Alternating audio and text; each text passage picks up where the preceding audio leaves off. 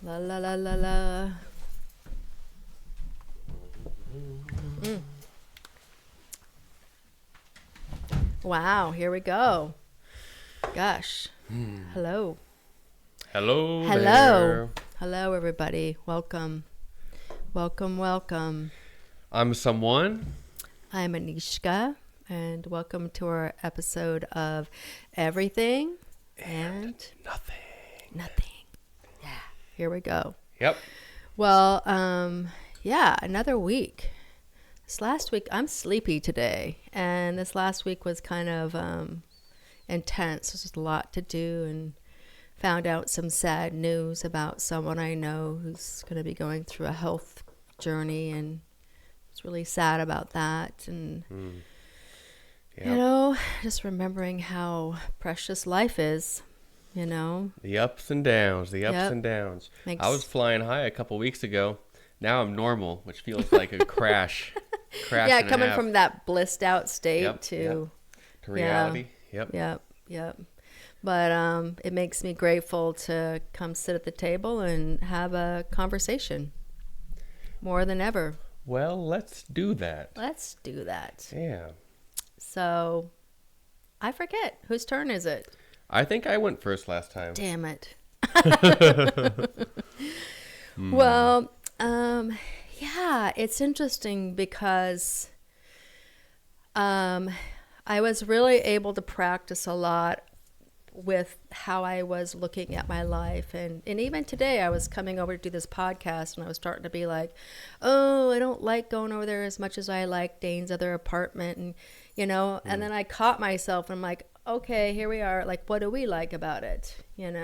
So I'm still using that Frame shift, and it brings me to so my husband Jim and I were talking about the podcast, because Jim is a podcast guy. I mean, he watches tons of podcasts, and he loves our podcast. And he was like, the reason I love your podcast is because you're not like, do this and do that, and here's how you fix yourself. And he's like, you guys just talk about things in a way that makes me contemplate myself and my own life and come to my own conclusions and my own, like, well, how do I feel about that?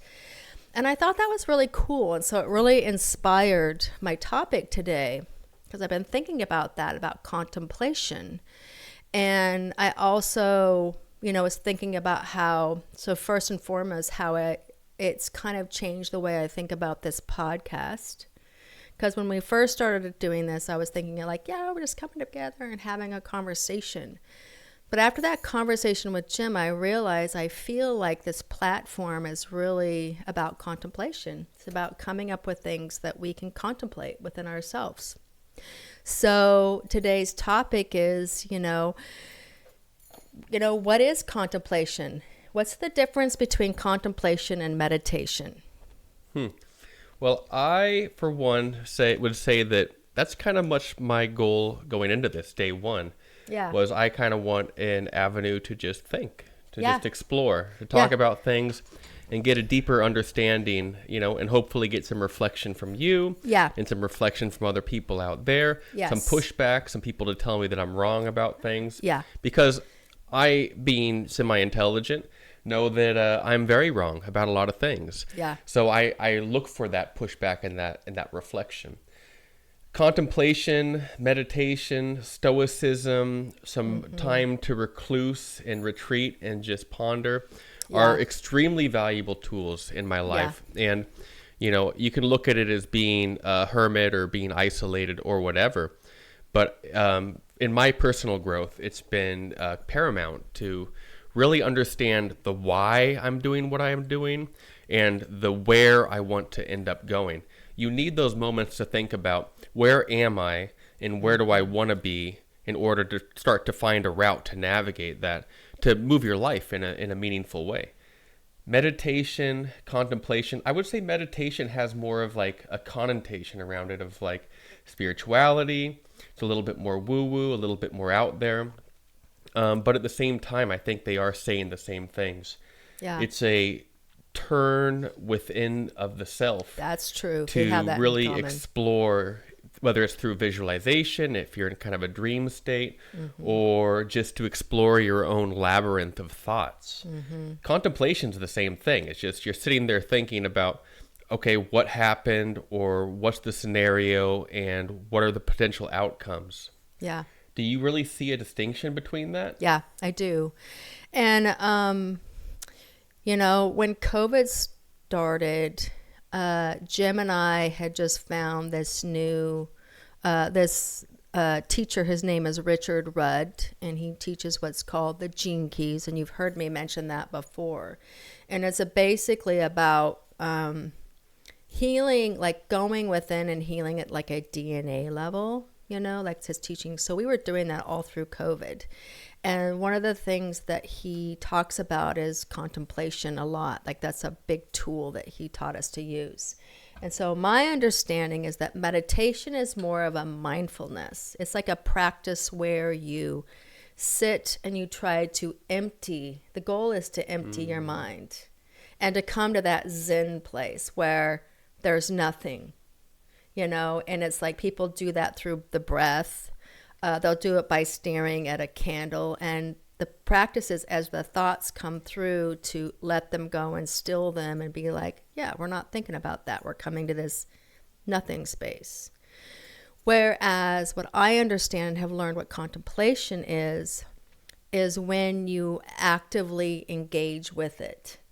So you engage in it with your mind and with your imagination and with your emotions and with your body, and you go into it and welcome whatever it is so that you can kind of unravel it and come to like a self-awareness realization. So it's more of a active investigation versus just trying to find a stillness. Yeah, and so it's like engaging in a productive, proactive way, rather than trying to empty out. You're actually trying to go into like, what is this? I think of it kind of like a, like a scientist, or, like problems. Like you're trying to pick apart something and understand how it works, solve I like those it, definitions. And that self-awareness, then leads to, like unraveling difficulties that you have, because it's through that awareness that you begin to have epiphanies about yourself. Yeah. I mean, do you have experience with that in your life where you've contemplated on something long enough that you're like you feel like a treasure box or something opens and you have an answer? No, I just drown it all out with drugs and TV and listen to, music all day. No, absolutely. It's, I like your definition. That makes a lot of sense to me. So, and they do go hand in hand. Yes, because I would agree. In the act of contemplating, like you have to like kind of come up with the question or come up with the piece of information that you're focusing on. Yes. And then to find the answer, you do have to practice being still for a second to see what kind of comes to you, what channels to you. Yeah. I mean, I would say all of my ideas come through some form of those two. Probably contemplation more. I'm more of an analytical brain. Yeah. I definitely have practiced trying to find peace, trying to find stillness. Though I will say, meditation for me personally, you do find that zen, that stillness, but it's not just a void. It's not just an emptiness for me. When you come to that space, there's vision, there's inspiration, there's feeling, there's, I can like visualize things very clearly when because it's not an emptying completely. You're not becoming completely devoid. It's more of just a silencing of the logic brain, which so much of our society just lets run rampant all day long, telling you this, telling you that, judging this, judging somebody else, judging yourself.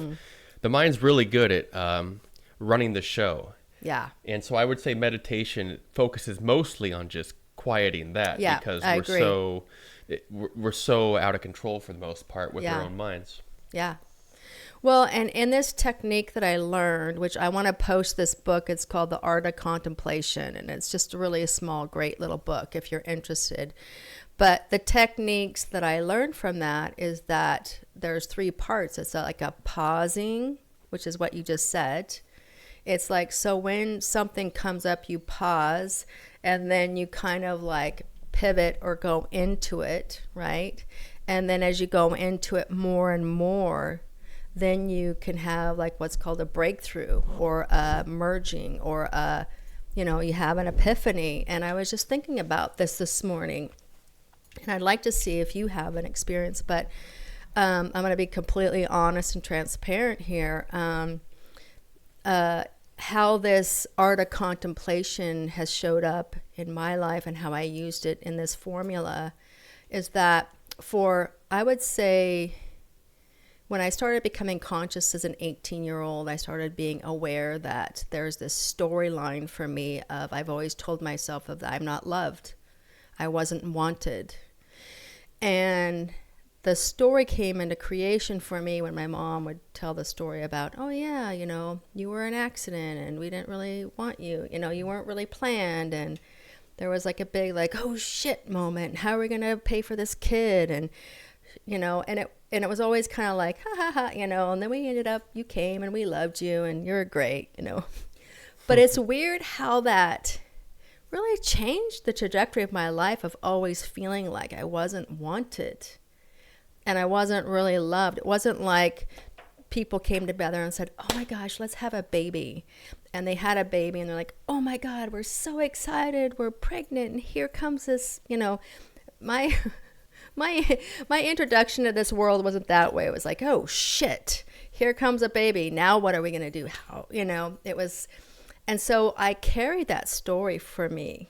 And as I figured out what the art of contemplation is, I used to compartmentalize. It's like, no, I'm good. I'm loved, stuff. It's no big deal, whatever, And then I learned about this art and I started going like, oh, that hurts.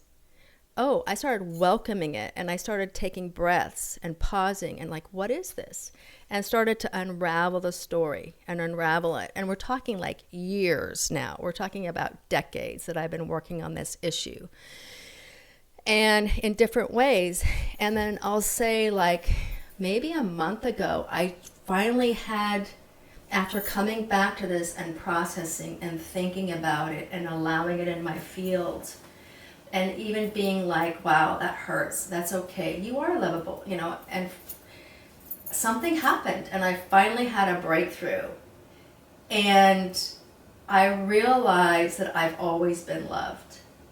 Even with what my mom and dad did and different experience I've created throughout my life that maybe was validating what I believed about myself, I finally unraveled that through contemplation to a point where I finally felt the bigger truth is like, I have always been loved.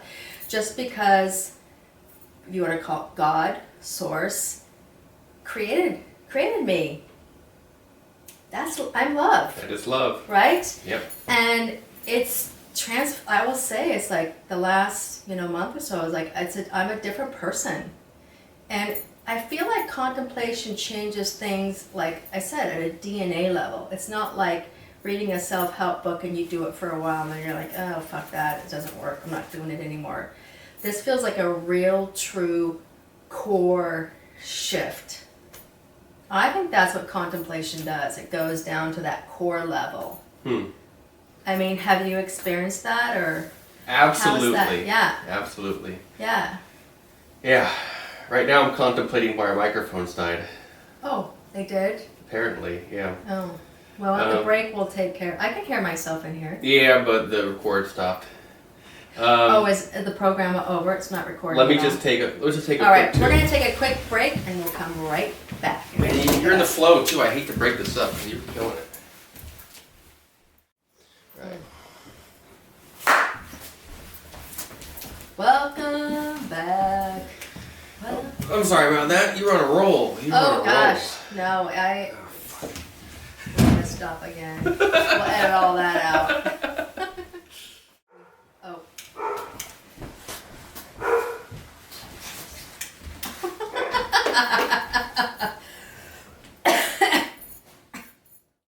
Hello, there we are.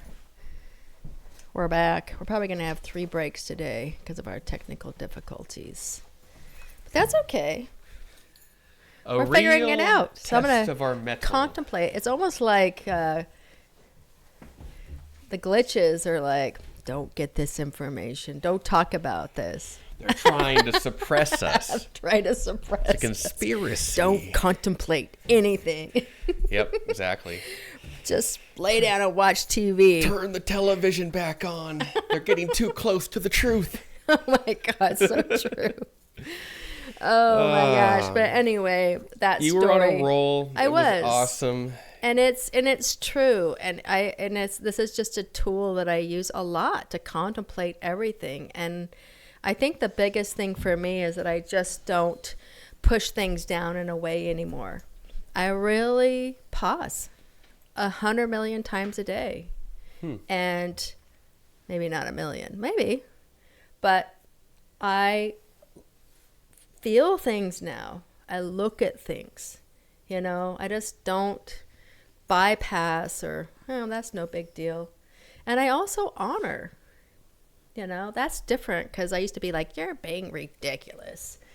Oh my God. So your mom and dad, you were in an accident. Big effing deal. Get over it. I mean, that's how I used to be. And now I'm like, that topic I don't do anymore, but other things, but I'm just more kind.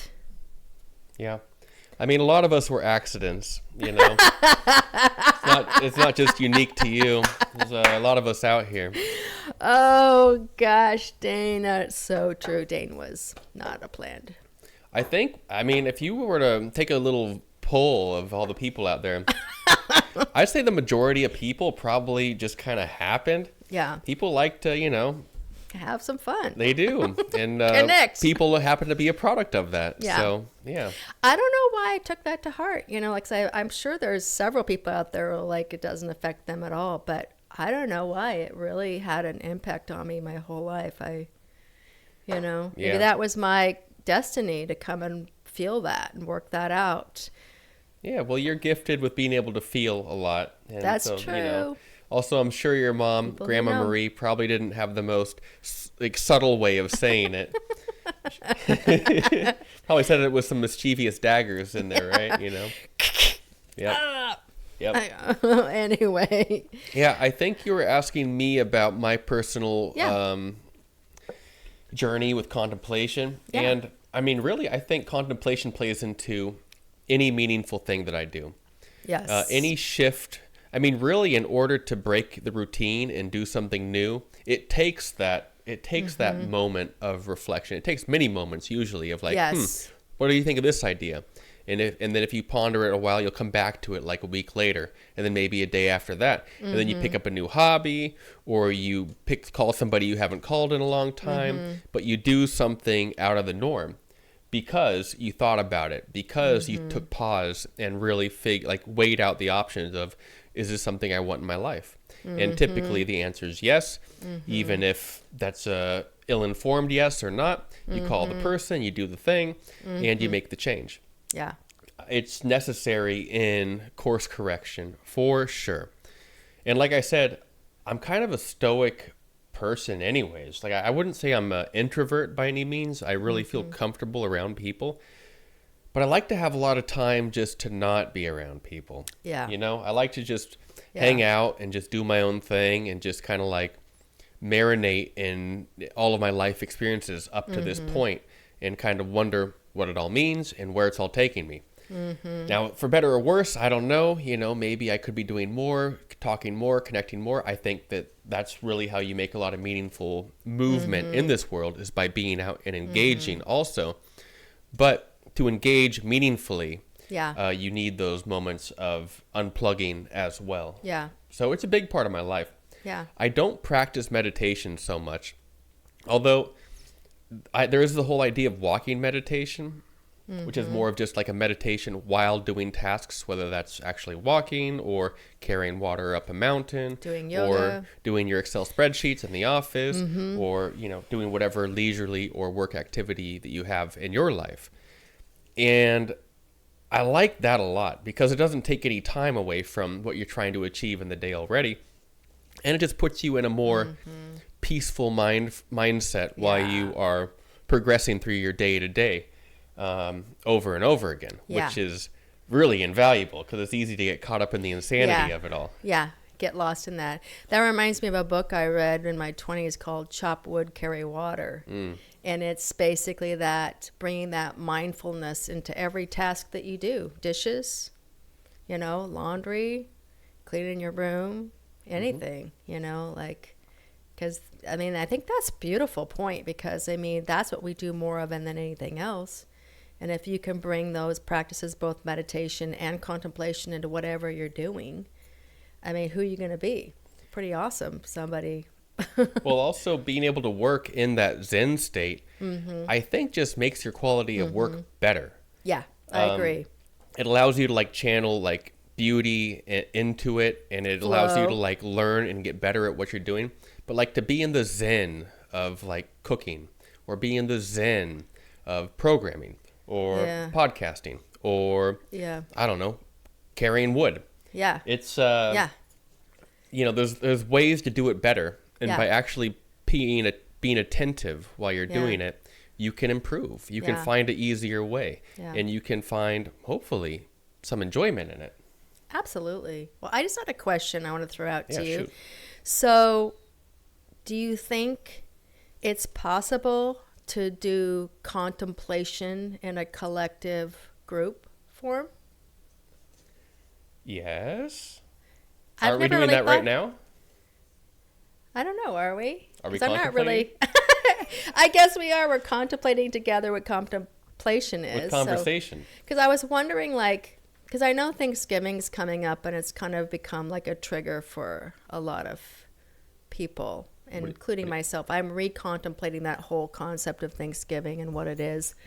And I was wondering, because this Thanksgiving, I really want to bring that topic up, as a group, contemplate this concept of what is Thanksgiving, and what do Native Americans think of as Thanksgiving, and what, just open up that conversation of, because we are evolving and changing, so is our rituals or festivals going to change. Everything is going to change with us because everything's evolving.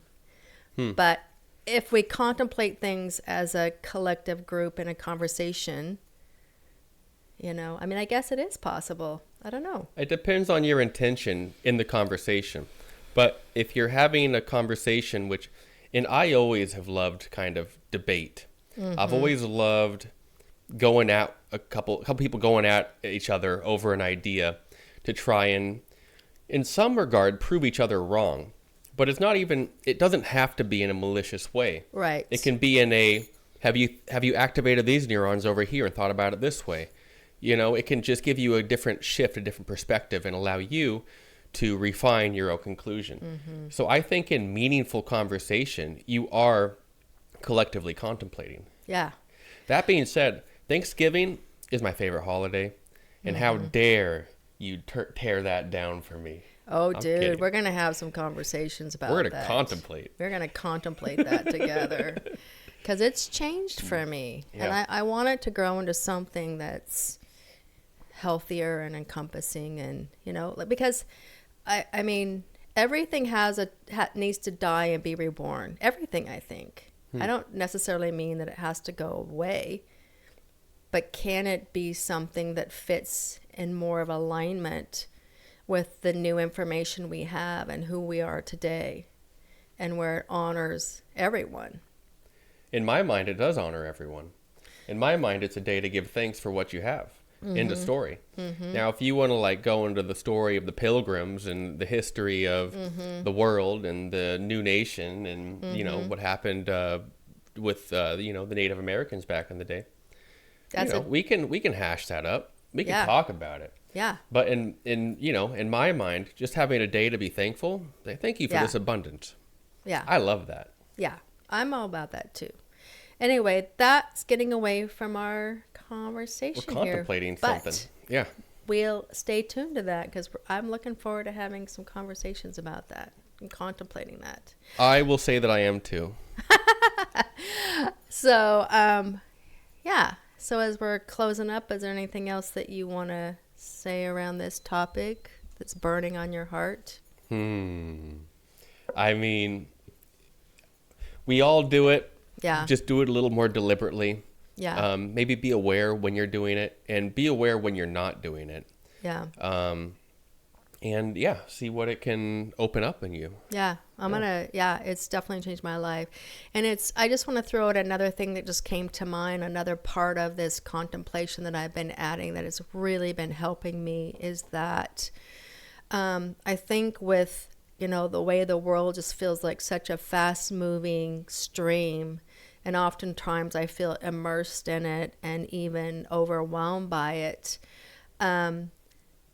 When I feel like I'm bored or I have too many things on my list to do, or I don't know which one to pick, oftentimes I will do this exercise where I take myself into a dark room. I'll close all the doors and, curtains, and even put an eye mask on so it's completely black. And I will just lay there, for an hour and just contemplate, let things wash through me. And what is that? And what is that? And just let it just kind of unwind and wash and contemplate, and then let it go, and this next thing. And I have found by doing that, I come out and I feel so much more refreshed. I feel so much more at peace, and I feel like I have a lot more clarity about what my next step is to do that day, because sometimes there's just too much. And I think that's the beauty, I just want to say, with contemplation, is that it really is a pathway to help us find more, in my opinion, has helped me find more freedom, more abundance, and, just more self-awareness.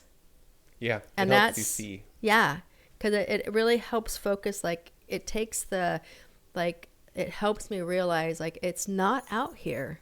It's always in here. And it's just a great, whoop, it's like taking that flashlight, Anyway, I'm really grateful that Jim brought this topic up, because I'm going to contemplate a lot more this next 2 weeks.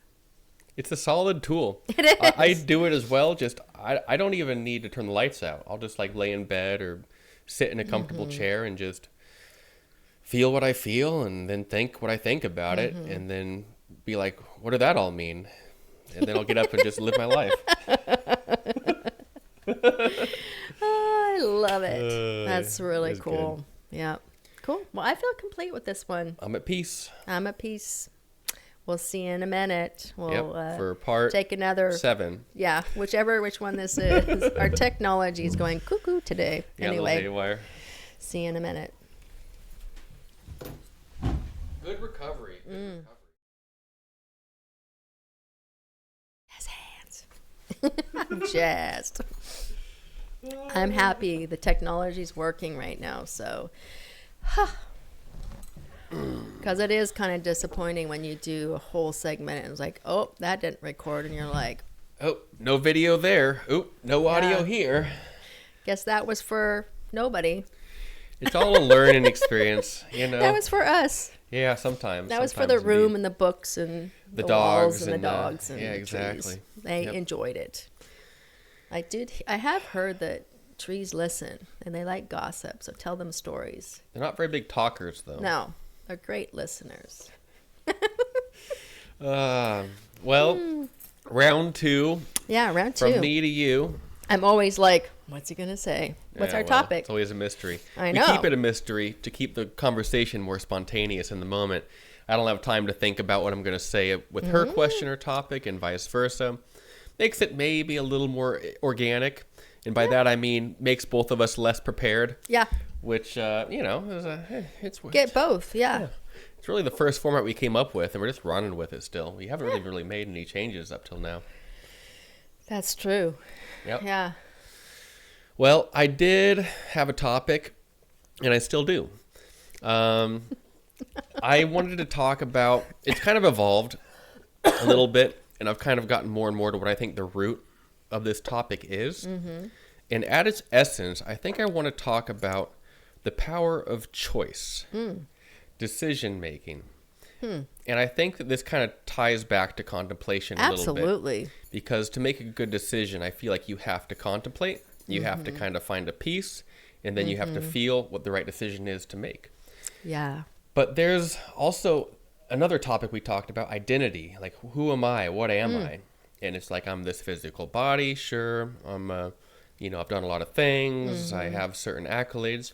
But a way that I really love to think about who I am and who other people are in a meaningful way is as a collective of decisions.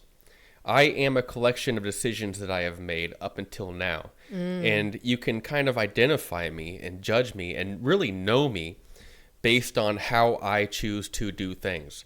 It kind of illustrates who I am to a large degree. Am I disciplined? Am I honest? Am I a hard worker? And this all is reflected based on what I decide to do, which ties into that phrase, right? Actions speak louder than words. True. And actions are the things that I do based on the decisions that I make.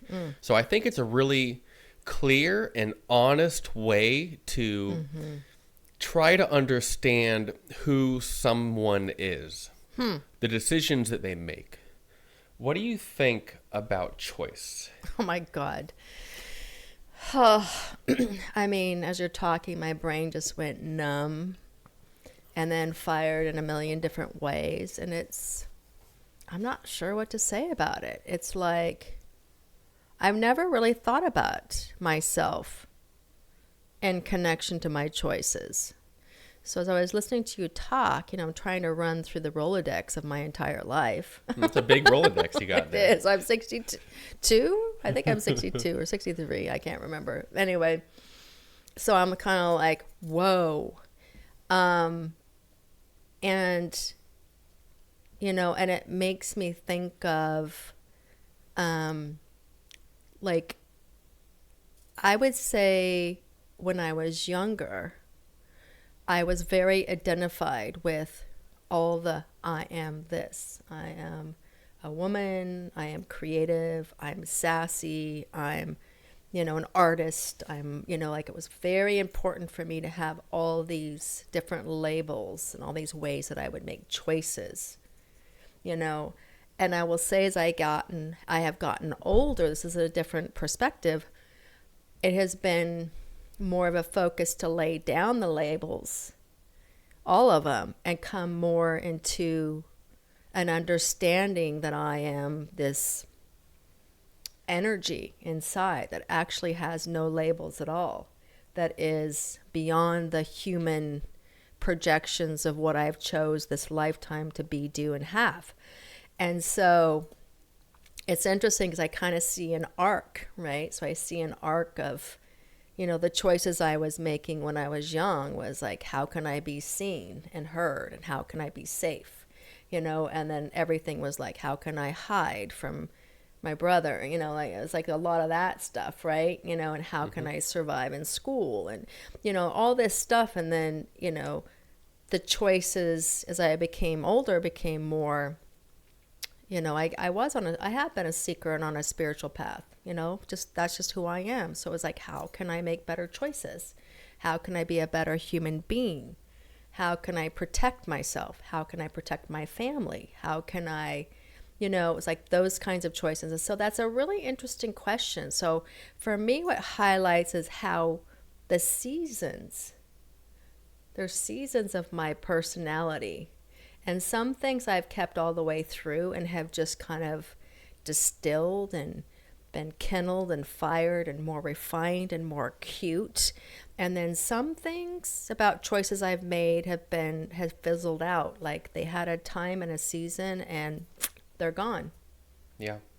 You do become your choices. Yes. You choose to do something and it shifts everything based on what it is. Yeah. We're also creatures of comfort and creatures of habit, right? Yeah, and habits are hard to break, but they're breakable. And that comes with the first choice, to do it or not to do it. And as we choose more and more to do it or not to do it, it becomes more a part of our life, more a part of our routine, and more of who we physically and the rest of us throughout our entire, mental and spiritual being, who we are, who we become. Yeah. Whether that's the choice to go to the gym or not to go to the gym. Right. To eat the cake or not to eat the cake. To read the book or not to read the book. Makes us stronger or less, fatter or less, smarter or less. There's these moments every day, every minute, every second that we can stop, contemplate, meditate, reflect, and choose to become whatever it is we want to become in the moment. Yes. And it's not like you want to be king of the world, so you just choose to be king of the world.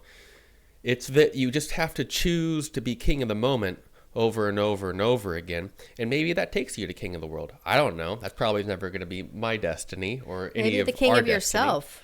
Yeah. What does king mean? Right? I mean, you could king of you your could own feel world. like the lion in the jungle. He doesn't, it's but, we have these grandiose ideas of where we want to be. It's like, oh, I want to be a millionaire. Right. Cool. That's great. Ooh, I want to have a more supportive network of friends. That's a pretty achievable task also. But they don't just happen by saying, okay, I want to have all the best friends in the world. Okay, I want to have $1 million in my bank account. It's these smaller decisions throughout the day, these smaller disciplines, these smaller steps, stepping stones that we take to gradually cross the river. And I feel that they are extremely important. Even the smallest decisions you make, even just, I want to have the cigarette, I don't want to have the cigarette. I want to have the drink, I don't want to have the drink. These seem very meaningless and like it doesn't matter because it's just one piece of cake, But it's not the cake. It's not that piece of cake. It's the routine that you're building. It's the precedent that you're setting. Yeah. Yeah.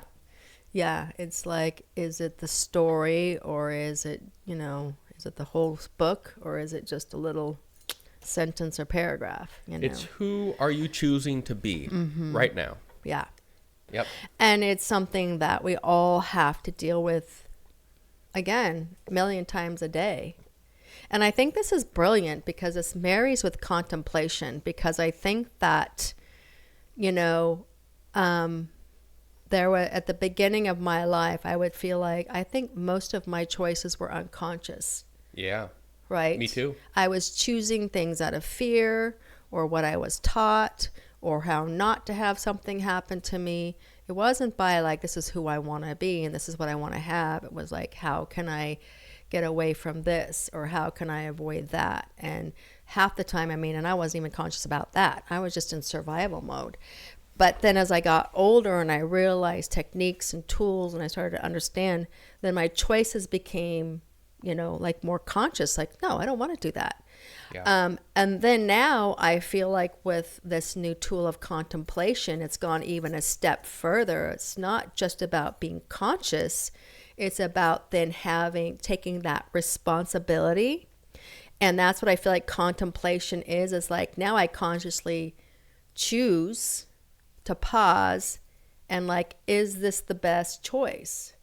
Whereas before I was like, oh, I'm going to do this. And I know I'm going to do that. That's the conscious choice, right? It's just like, oh, I want to have a piece of cake and I have a piece of cake. But now there's the pause. It's like, okay, I want to have a piece of cake. Why? Is it going to be the best thing for me? I think that's what contemplation is. It's that pause. It's like, yeah, we can do this, but is it the outcome that you want? Is it going to take you where you want to go? Exactly. Or away from where you want to go? And both are okay. It's just experience. It's just life. Having an unconscious routine is great. It's nice to be able to do things without thinking about it. If you had to like contemplate every breath you took, okay, let me breathe now. Okay, now what do I want to do? Oh, wait, no, let's breathe again. Okay, now what I want to. No, I gotta breathe. So having the unconscious is a great gift to have. Yeah. But it runs a lot more than we should allow it to. I remember talking to an old friend of mine before he passed away, and he was talking about how after he got off work, he just, he would be driving and he wouldn't even think about it, and he'd be in the liquor store parking lot, and he's like, yeah, just what I do. It's like, well, what if you just don't go there? And he's like, what do you mean? How do you do that? How do you not be there? Completely subconscious pattern this guy's running, where it just is ingrained in him as the habit of what to do after work. And we all have those inclinations. We all have those habits ingrained within us. Me as well. I see them. I know them. I'm aware of them, and I'm contemplating how to leave them behind one day, maybe, hopefully. Yeah. But it's good to have that, but it's also good to take the moment and to break the chain and to build something better for yourself. I think the decision and the action that you take from that is the true power of being a human. That is how we exert the force of creation, our human existence, onto the physical world. That's how we change things. It's how we change ourselves. Yeah. Well, and it's interesting because, again, all this boils down to also you know, like, again, like knowing what you want.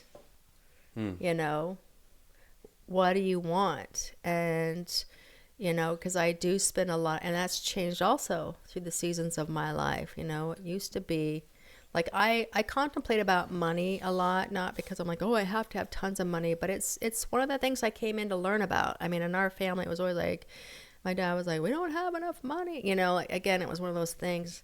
And I look back now, like, we had quite a bit of money. So it was a thought, right? It's a belief, you know. And so I've been thinking, like, well, why do I feel like I need or want more money? Like, what's that going to give me? Usually it boils down to a sense of safety. Like, I feel safe, you know. And it also boils down to worthiness for me. Like, oh, I'll feel like I'm very valuable. If I have a lot of money, then I would feel very valuable. And I've been breaking that down in contemplation and being like, that's bullshit. That's not going to make me more valuable. So again, that's bringing me back to what do I want? And so for me, I've been really like, I want more like peace of mind. I want to feel safe no matter how much money I have in the bank. I want to feel confident and sure in myself, regardless of what my bank account says. And that doesn't mean I'm going out frivolously spending money and not paying attention to anything. No, I'm sovereign. I'm going to, you know, pay attention to things and be efficient and frugal and all that. But it's that, you know, I'm learning more and more, like, what is my deepest intention? And then you can make choices. You know, I can make choices from that point that are going to lead me in a way that feels more fulfilling in this planet. Yeah. But it is interesting. I want to spend some more time thinking about, I kind of want to look at the arc of my life and the choices and think about the people who are in my life. You know, I want to spend a little time thinking about the people who are close to me. And like, it kind of reminds me a little bit about feng shui. Because with feng shui, you know, the whole premise is that your environment is an extension of your soul. And so if you look at a person's house and their decorations and their surrounding, it really is it's a reflection and you know, the impression, you know, like of who you are inside. Well, I feel like that question is the same thing. If you start looking at what people have chosen and who they are and what they do and how they show up, then suddenly you can start to distill like what's the essence of that person. Exactly. And I have never thought about that, which is like, it's, you know, like I'm going to think about that a lot. Yeah, I definitely use it as a metric to try to understand myself. You know, if I'm making, I can also tell a lot about my state of mind based on the decisions I'm making. Like, I can tell if I'm like nervously biting my nails a lot more. That's telling me something about myself. You know, my physical decisions to sit here and like gnaw on myself. If I catch myself doing that, I'm like, okay, what's going on here, right? But other people as well. You know, they say don't judge a book by its cover. Don't judge a person by their cover, but judge them by the actions they make, you know? Yeah. A book as well. And I do. If I've had friends in the past and over years of watching them make terrible decisions and tear themselves down and tear people around them down. It's like, look, I'm sorry. I don't want to be a part of this. Yeah. It's not good for me. Yeah. And my, you know, experiences showed me that as much as I've been here for you for X amount of time of it, it ain't helping you either. So you gotta rightly say you are who you hang around. Yes. So do you really want to practice hanging around people that just perpetually make bad decisions?